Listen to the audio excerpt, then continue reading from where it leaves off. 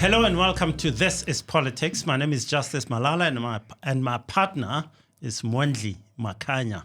We've heard Finance Minister Enoch Godongwana's much anticipated budget speech, and we've of course heard President Cyril Ramaphosa's State of the Nation speech earlier on in Feb. Now, after the speeches, South Africa gets to work, so should we. But how will it work with yet another global war breaking out after Israel and the US attacked Iran on Sunday? Mondli has some thoughts on that, as do I. Then after that, we'll talk about the passing this week of former Defense Minister and COPE leader Mosiuoa Lekota and what his legacy means for all of us. Thanks for all your comments on Facebook, YouTube, and all the other social media platforms. We appreciate them, we love them, and we want you to just keep on sending and interacting with us. We'll read some of those now. Bongs T3Y sent us a message about our water crisis show last week, and he said, water crisis is man-made. Imigulugudu. Mondli, help me. Imigulugudu. Gulugudu is skebengu. Criminals, rascals. Yes, I like it. Like the worst of the worst. The worst of the worst. Imigulugut. I like it. Imigulugut just want to nationalize these resources, says Bongs T3Y. He goes on, they left pipes leaking on purpose so that pipes rot beyond God knows what. That is GNU for you. Joe Peters at 3690 also weighed in on this subject, and he said, I honestly think it's very unfair to blame the GNU for everything at this moment and the time that goes wrong or has been wrong for the past 30 odd years. Due to the mere fact that the GNU were only formed or came into power for a year and a few months. So, fellow citizens, I think the GNU are working very hard to set us on a better path into the future. I like that. GNU working very hard into the future. And it is 18 months now, almost. Yeah, it's almost 18 months. So it's going for a year. Yeah, it's going for 2 years. It's going for 2 years. Yeah. Quite a thing. Mondli, you want to talk about the international situation. We can't avoid it, can we? No, we cannot. There's a war. There is a war going on in the world at the moment, and it's a wider war. There was a war that went on for about 2 years. In Israel's onslaught in Gaza. And that's still going on, by the way. It's not as if the ceasefire ended that war, and there was a war that Israel was waging on Lebanon, and that war continues. But the disturbing thing about the war that broke out now a week or so ago is this. It is the normalization and the casualness with which powers, and the United States in particular, is treating assassinations of other leaders, abductions of other leaders. And obviously the United States is aided in this by Israel. A few months ago, at the beginning of the year, you had the abduction of Nicolas Maduro, the president of Venezuela. He and his wife were abducted in a midnight raid in the presidential palace, and there were lots of killings that happened there, and the close security was killed. And that evening, there was a press conference by the president of the United States, Donald Trump, and the Defense Secretary Hegseth, as well as senior Marco Rubio, the National Security Advisor, Secretary of State, and obviously the other senior leaders and leaders of the military.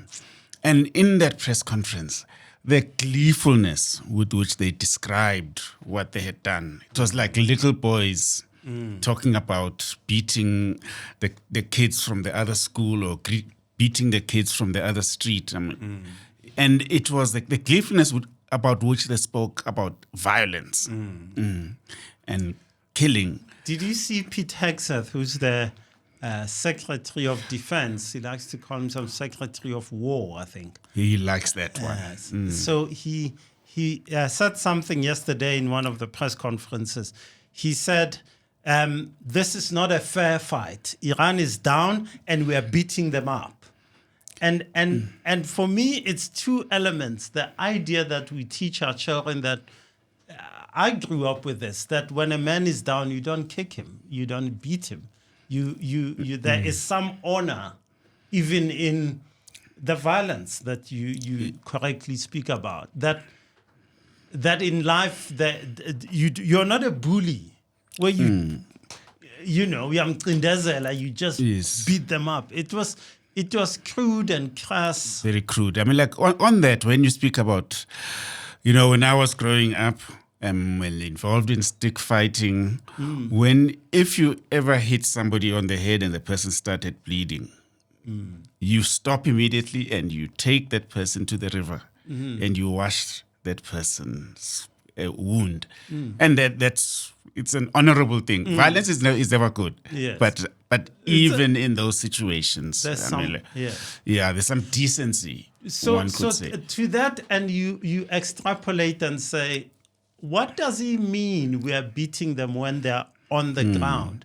And then I start thinking about is it 11 hospitals that have been bombed already? And I start thinking of those hospitals in Gaza that were bombed and doctors. And I'm particularly reminded of that doctor, the woman whose family had been bombed. And she was bombed at work while trying to save other people. And so we think of it as, you're beating them when it's down. But in this context, it's basically, I don't care whether you're a school with 165 schoolgirls in it.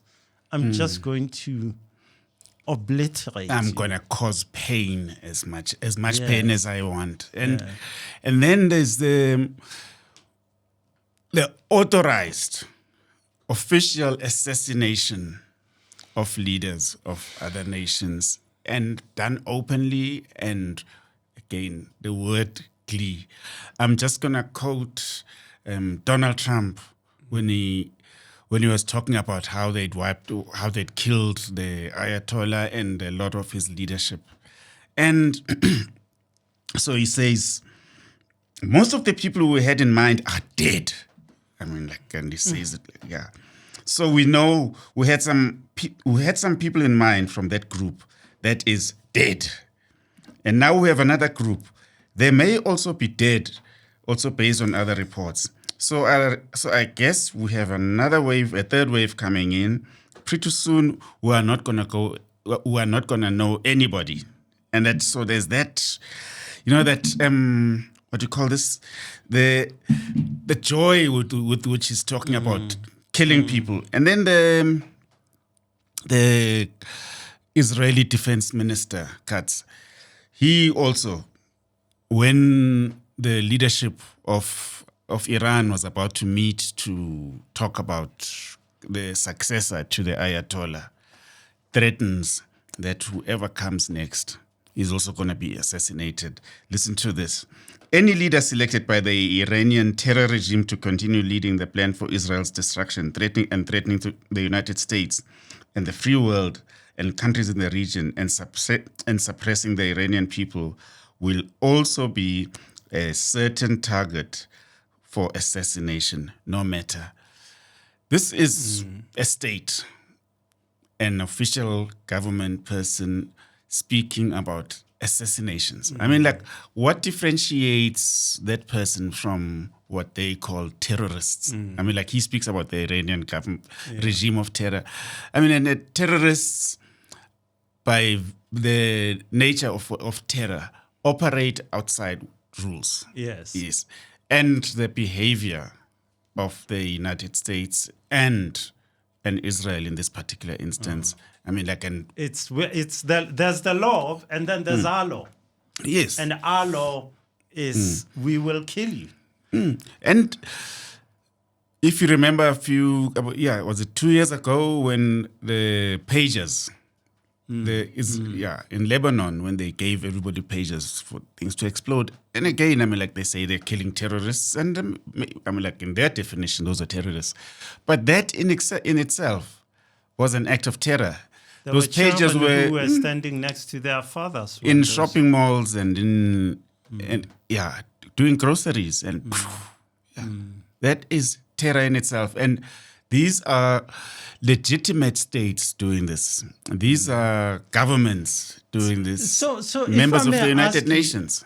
Yes. So to that point you make about members of the United Nations, what does it mean when you say I belong to these bodies and we follow international law in this manner? But you've mentioned Venezuela at the beginning of the year, this current Iran war against Iran. It's some of the examples you mentioned. We don't even, Ecuador right now has been invaded, attacked. There's a military operation by the U.S. there. We've seen on this continent Nigeria being bombed, or a part of it, because there was allegedly some Islamic fundamentalists there and so forth. Who were trying to wipe out Christians, according to allegedly, Washington. And yet no one can point to just Christians. In fact, it's moderate, or it's Muslims who are being killed largely in those parts. So, I mean, you have some states that say, no, you must behave according to the law, international law, but those don't apply to us.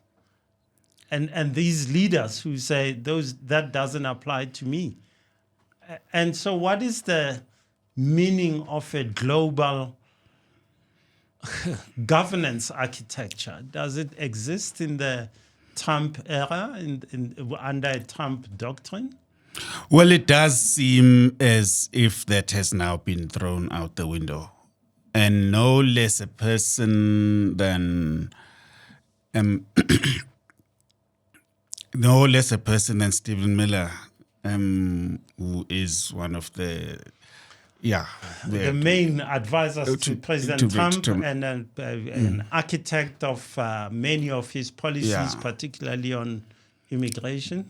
Indeed. And he spoke very strongly recently about force. That in this world, the person who triumphs, the person who makes the rules, is the more powerful. This is the era that we have entered now. And he said, like, all these international law niceties, etc., he's totally rubbished that idea. So we are in that era now. We are, about a year or so into the Trump administration, and basically nothing is off the table.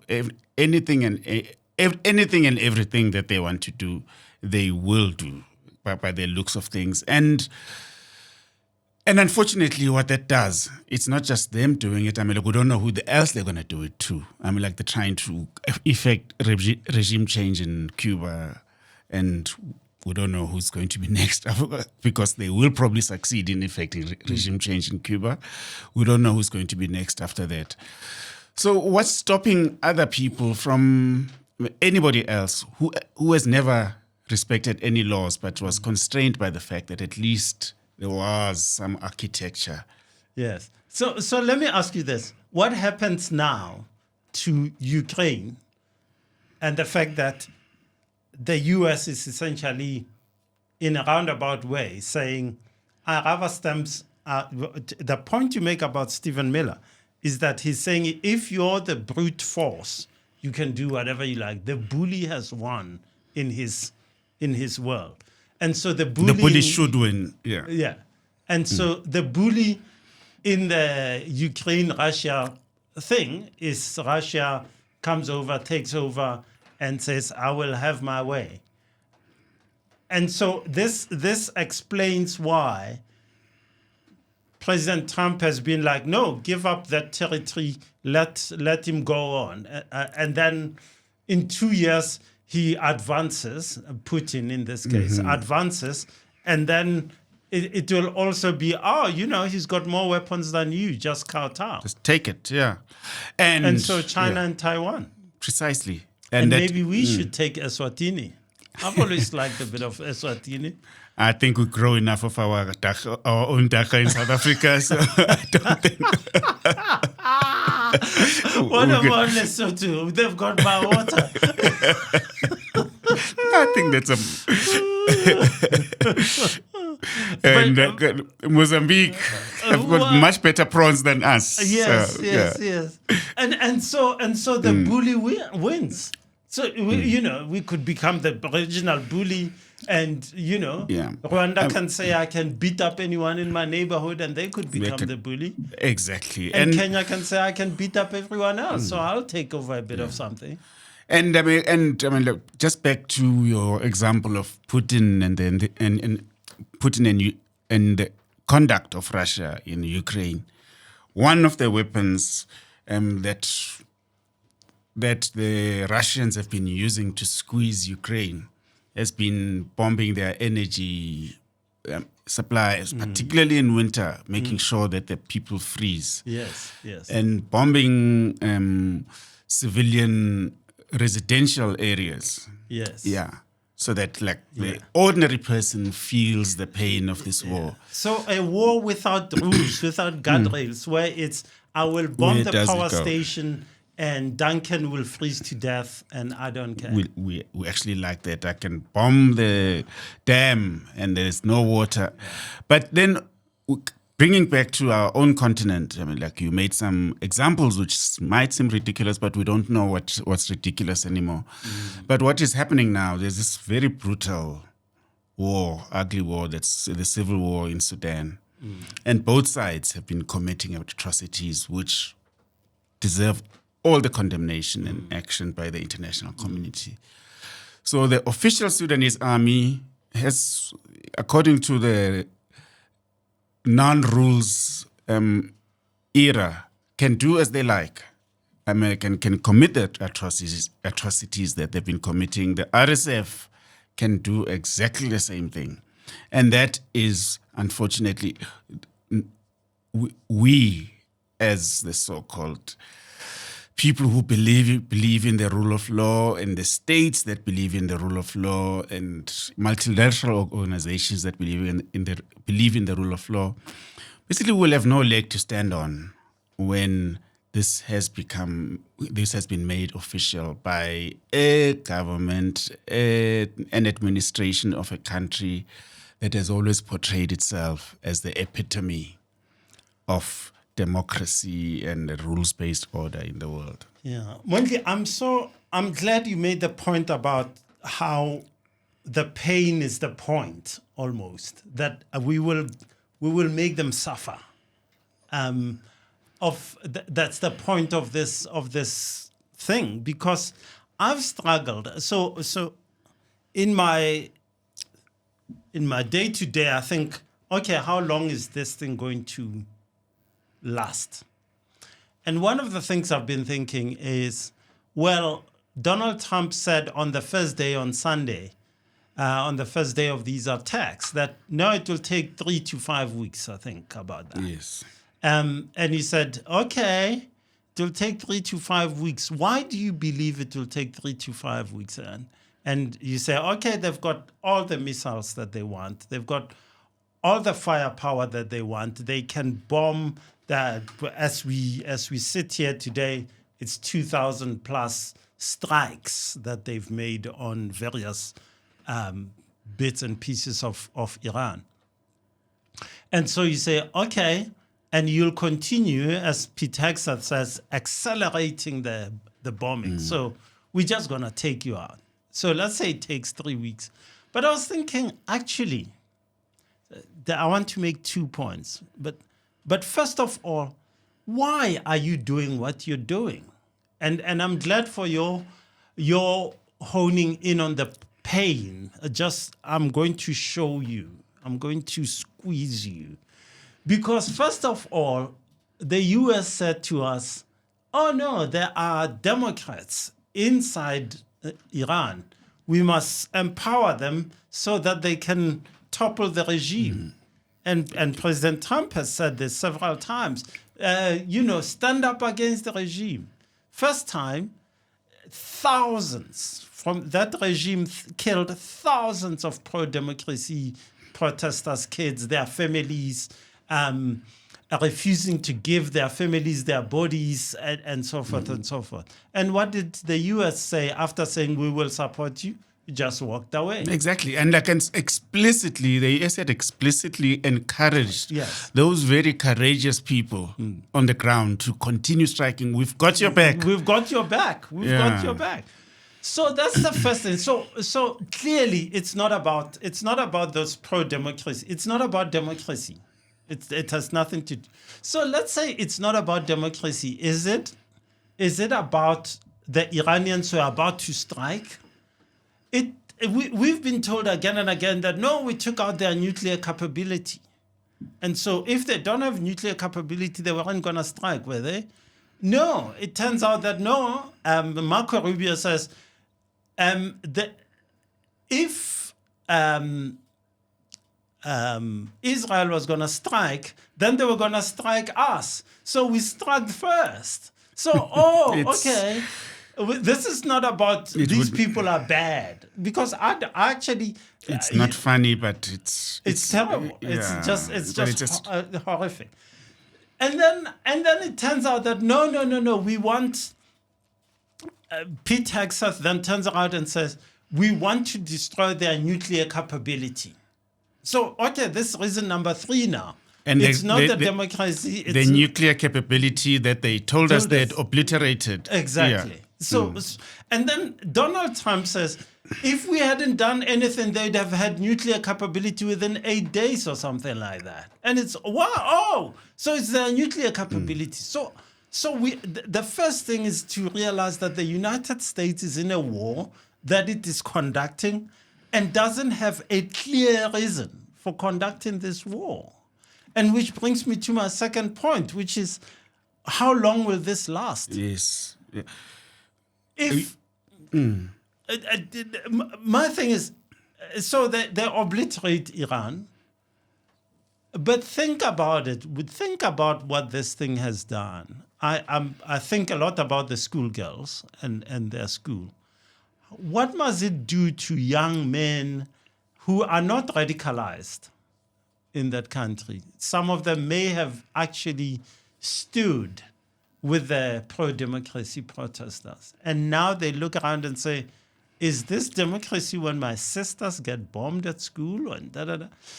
So I think that the bombs may stop falling, the American bombs and the Israeli bombs. But I think we should prepare for a long period, a generation of bitterness, of pain, of hate. And I think the United States needs to think about the fact that this may be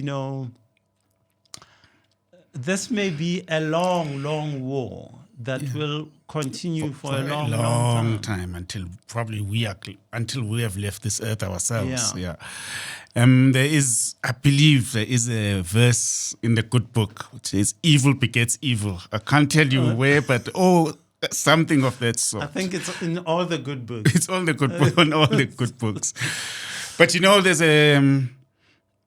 there was a man that you look at him now as having a level of decency. A level of rationality.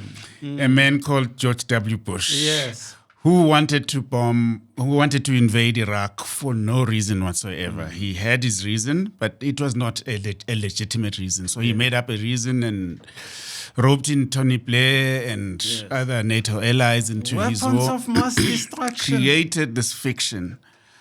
But you know what? Went through the steps of trying to deceive his people. He tried to deceive Congress, to deceive the American public, to deceive the United Nations, to deceive the US's allies that actually there is a pretext for war. I mean, like, it was totally, absolutely wrong. No question about it. But you know what? At least The semblance. the semblance that now when you just simply on a whim you say, I think it's a good time to go and bomb somebody else, and then everybody lines up behind you because you are the president of the United States. I mean, which is what exactly the president of Russia, a man called Vladimir Putin, did it was not only a few years ago when he invaded Ukraine. He did it when they invaded Crimea. He did it when they invaded Georgia. I mean, we do need to restore a rules-based order. And I must just, while we're talking about Russia is very good at going out of country and poisoning rivals and hacking into people's systems, basically operating under the radar, operating in darkness. The other point I wanted to make is, I mean, like we have kind of made the point, you and I, about the fact that the Iranian government they're not angels in this. I mean, like they're not victims. No. And that must, and the retaliation that the Iranians have embarked upon in bombing neighboring, I mean, like they were targeting U.S. assets and U.S. bases and so on, but ordinary infrastructure of their neighbors has also been hit. And as the South African government pointed out, I mean, DECO for a change came out with like a balanced statement on this matter, saying both sides are engaged in unlawful behavior. But who are you to accuse the Iranian regime of behaving unlawfully when the Washington regime and the Israeli regime is behaving exactly the same way? It's a race to the bottom. And we are on it quite fast. It's quite something. So where does it end? I'm reminded you mentioned Putin now.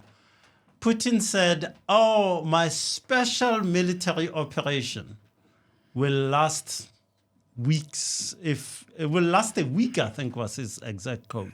Back in 2022, February.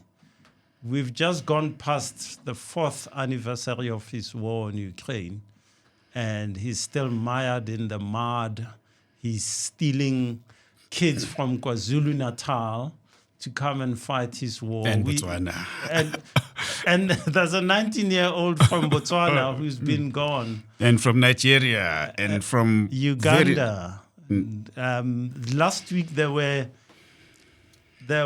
mothers at the Kenyan parliament saying, save our kids. The Kenyan intelligence service says there are 1,200 Kenyan kids who signed up to go and fight for 30,000 rand a month.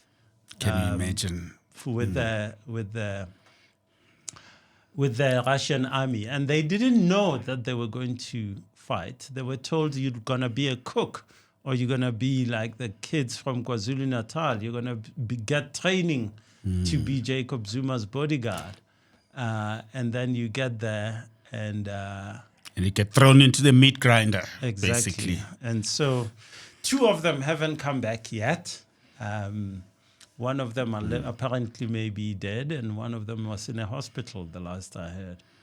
And I think one of them was afraid to come home because he says he knows he engaged in Yes. basically they were engaged in mercenary behavior. Yes. Not on their own terms, Yeah. unfortunately. But you know what? But it's a real thing. It's a crime to be fighting It is. in another person's war. Yeah.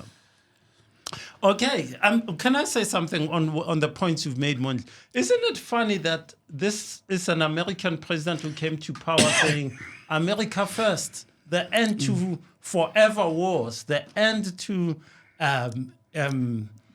interfering in other people's wars. And in just his time, the 1 year, 1 month in power, he's bombed Iran, he's bombed Nigeria, he's invaded and abducted the president of Venezuela.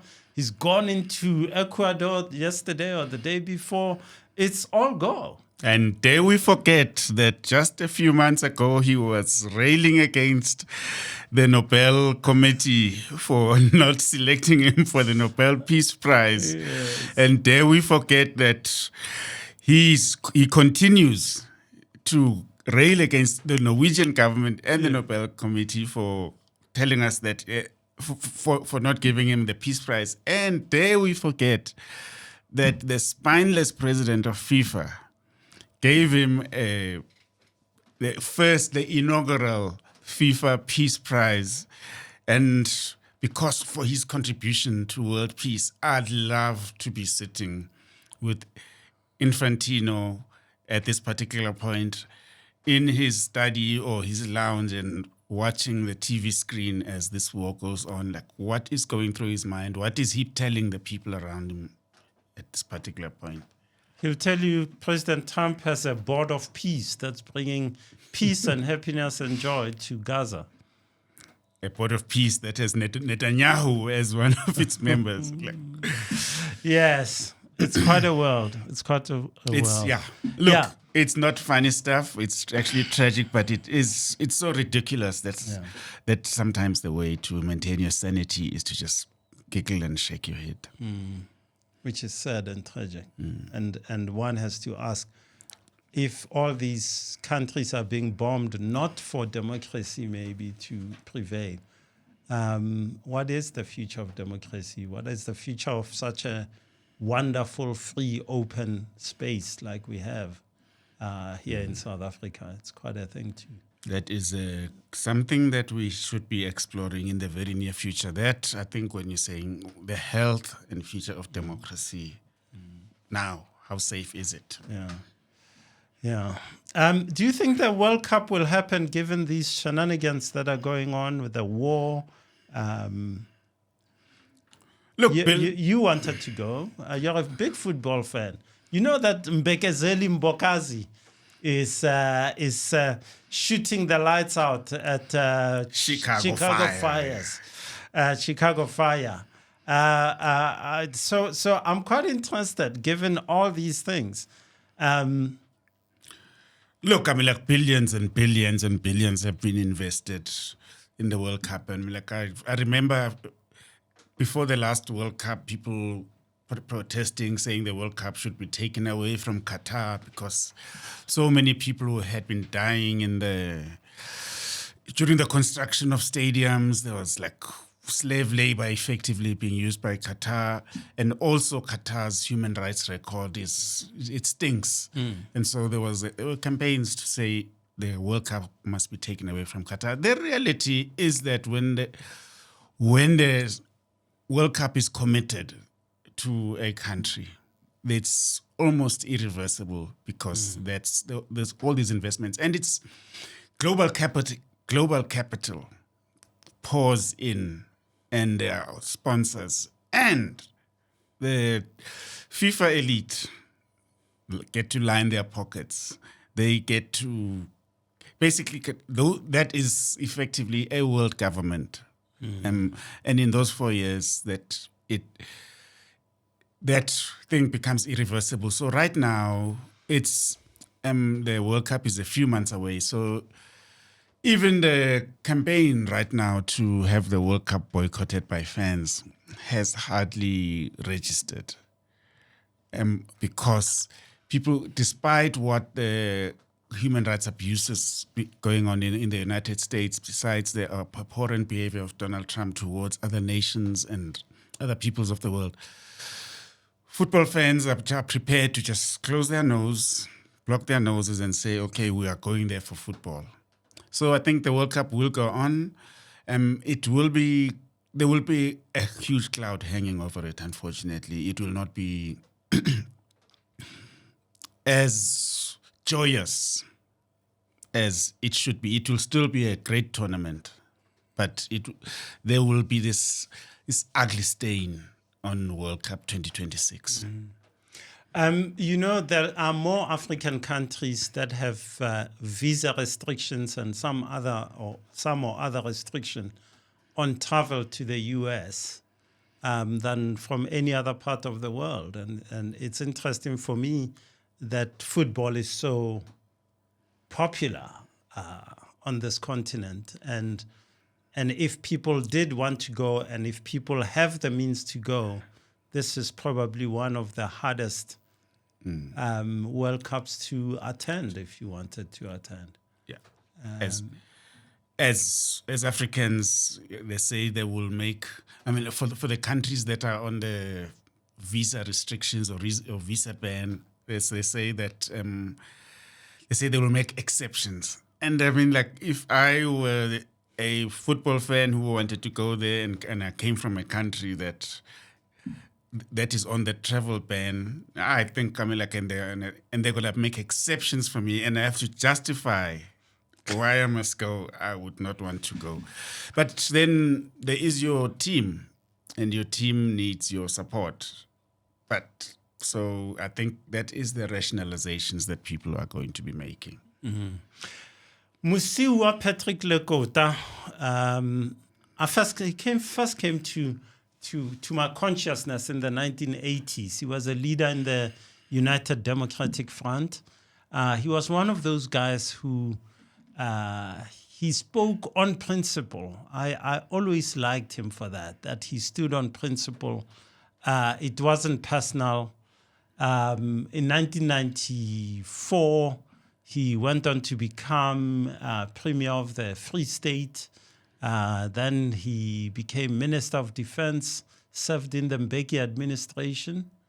Then in 2008, after Jacob Zuma became president of the ANC, he said, no, this is not the ANC I know, that I like, that I don't want to be part of this. And he went off with others, Mbazima Shilowa, other people, some of them political neophytes, people who'd never really been involved in politics. And they started the Congress of the People. Do you have the Bob Marley song? Congress, is it Congress of the, Movement of the People. The Movement of the People. So they started off. Exodus.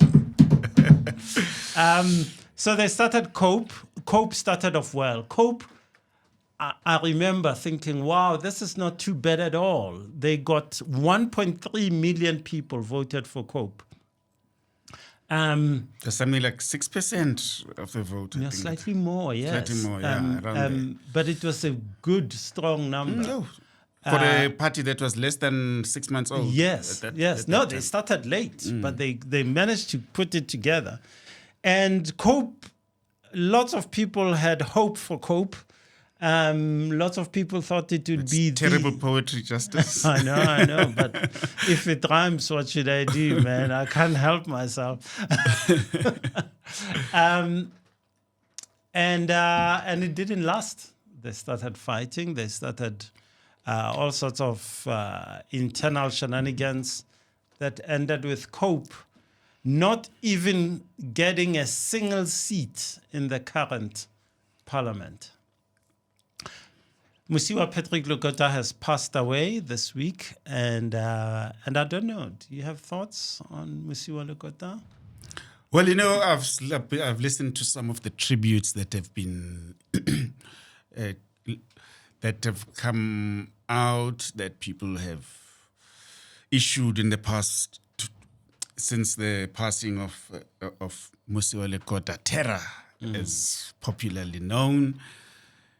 And the one thing that everybody keeps saying was how he was never afraid to speak his mind. He was, whether it was in the 1980s or we remember in Polokwane, he stood against the Zuma crowd and he was as the chairman of as the chair of the conference. And he was always that guy. And there was somebody was recalling the other day about that in 1991, Nelson Mandela at the ANC conference in Durban, the first ANC conference inside the country, that Nelson Mandela said something that a lot of people disagreed with, and nobody was prepared to stand up to the god like Mandela. And Terra Lekota was the person who stood up to Nelson Mandela and said, no, not quite. And then it gave people the courage to actually say, he's right. And Mandela came round to the point of view as well. I don't remember exactly what the subject was, but the bottom line is he was if he believed this was the principle, he stood for that principle. And I think one of the things that we have to give him credit for, alongside Mosiuoa and the others with whom he formed COPE, was that it made the idea of breaking away from the ANC and forming a predominantly black opposition party a legitimate thing. That you as a black person, as a progressive person, somebody who comes from the Congress movement, can stand against the ANC. So by the time the EFFs of this world came around, the ground had been laid. So I think that he can proudly claim that as his legacy, alongside, obviously, the other people that he worked with. Yeah. That's an amazing point to make, Mondli, and thank you for making it, because the idea that if you disagreed with the ANC, you're a sellout, reactionary, you're paid by so-and-so, and da-da-da. That broke with the birth of COPE. And it was the first big break from within the ANC. And you're seeing now, decades later, nearly 2 decades later, people like the SACP saying, maybe we can exist outside of the ANC umbrella, or, MK Party of Jacob Zuma, others that have walked away and so forth. So the idea is no longer, it hasn't been sustainable all along, but it has really come to the center that what is Mdrembe, what is a sellout? When all of us can agree to disagree and form parties, it doesn't have to be we're all in the same tent. And let the democracy flourish, let 1,000 flowers bloom, as they would say. Thank you, Mondli Makhanya. That was wonderful. Always great to share thoughts with you. I'm a bit worried that we didn't disagree enough, but sometimes it's good that we agree so much on so many key things. Before we go, please don't forget to visit us on www.youtube.com/@thisispoliticssa. Follow us on X or Twitter and Instagram, TikTok, YouTube, all these platforms. And please click on that little bell on your screen to subscribe to our channel. Most importantly, tell everybody about this wonderful baby that we have called This is Politics. My name is Justice Malala. I'm with Mondli Makhanya and Duncan. Please join us again next week. Bye-bye.